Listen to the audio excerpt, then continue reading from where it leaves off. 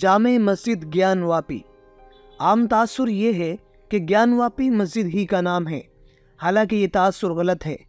حقیقت یہ ہے کہ یہ مسجد جہاں واقع ہے اس محلے کا نام گیان واپی ہے، اور اسی مناسبت سے یہ گیان واپی مسجد کے نام سے مشہور ہے۔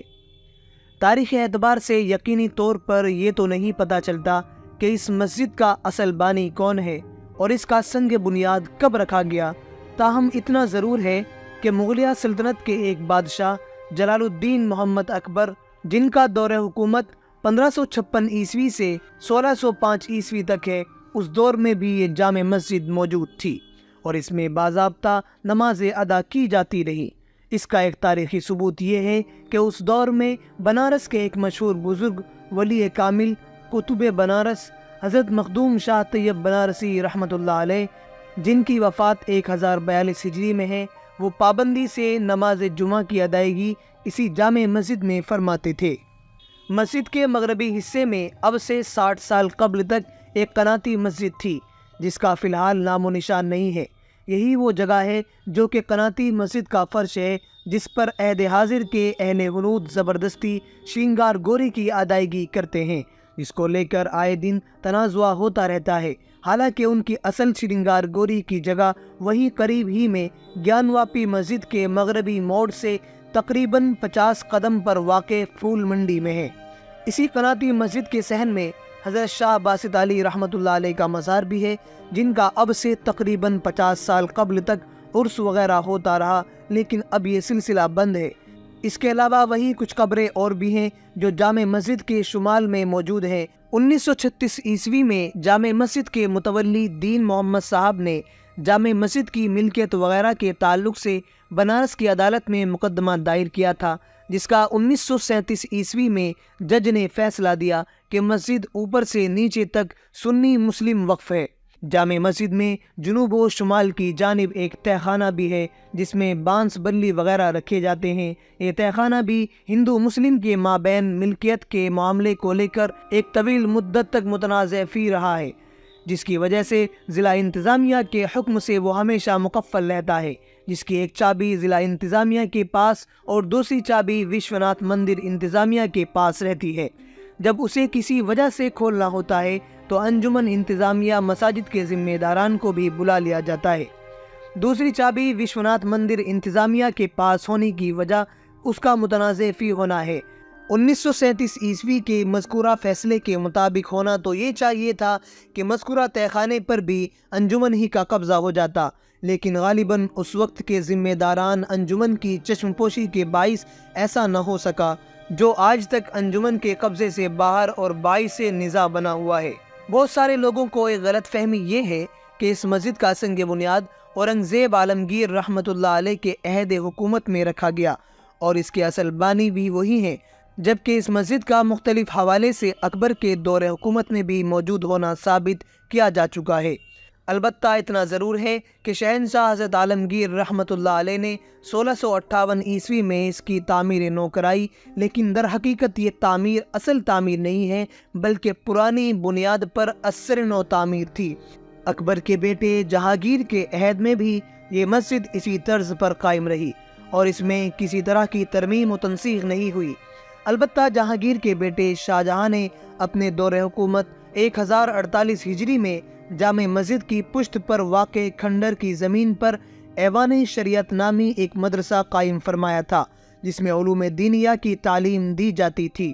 جس عمارت میں مدرسہ چلتا تھا وہ بہت پہلے منہدم ہو کر کھنڈر کی شکل اختیار کر گئی، لیکن اب سے 40 سال قبل تک جامع مسجد کے دالان میں مدرسہ چلتا تھا۔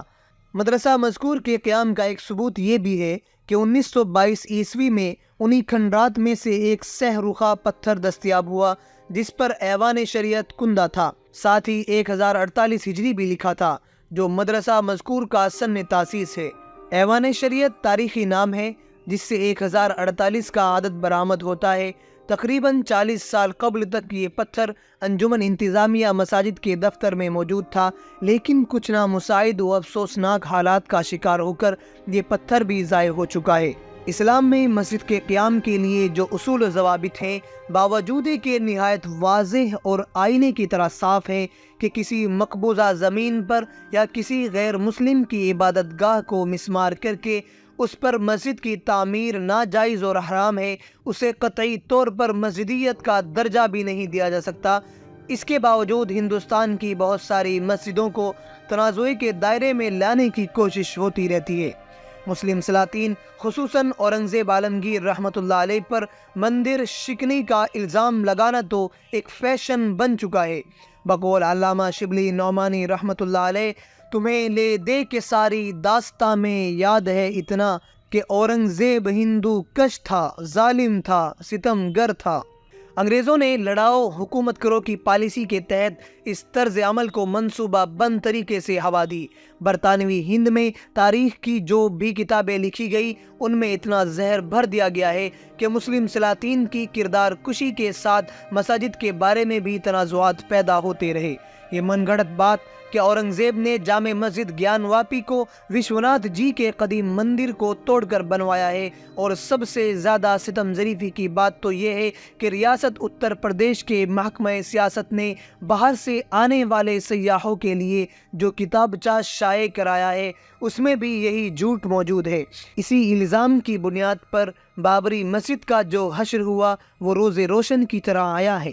اپنے مذموم و ناپاک عزائم میں کامیابی کے بعد جامع مسجد گیان واپی سے متعلق بھی ان شر پسند عناصر کا یہی کہنا ہے کہ اورنگزیب عالمگیر نے مندر کو مسمار کرا کے اسی پر گیان واپی مسجد کی تعمیر کرائی۔ یوں تو ان کا یہ جھوٹا دعویٰ بابری مسجد کی شہادت سے بہت قبل ہی سے رہا ہے، لیکن بابری مسجد کی شہادت کے بعد ان کے حوصلے اس قدر بلند ہوئے کہ اب وہ ببانگ دہل مسجد کے خلاف میدان میں اتر آئے ہیں۔ حالانکہ مندر توڑ کر مسجد بنائے جانے کی تردید نہ صرف مسلمان بلکہ کچھ حقیقت پسند غیر مسلم بھی برملا کرتے ہیں کہ تاریخی اعتبار سے اس مسجد کا قدیم وشوناتھ مندر کی جگہ ہونا ممکن ہی نہیں۔ چنانچہ بابو شری کرشن ورما نے اپنی کتاب کاشی اور وشوناتھ کا تذکرے میں کاشی کھنڈ کے متعدد حوالوں سے اپنے اس دعوے کو مدلل کیا ہے کہ موجودہ مسجد وشوناتھ مندر کی جگہ پر نہیں ہے۔ ان کی اس بات کا خلاصہ انہی کے لفظوں میں یہ ہے کہ اگر یہ مسجد قدیم وشوناتھ مندر کی جگہ پر ہے تو کاشی کھنڈ سچی نہیں، اور اگر کاشی کھنڈ معتبر کتاب ہے تو جامع مسجد وشوناتھ جی کے مندر کی جگہ پر نہیں۔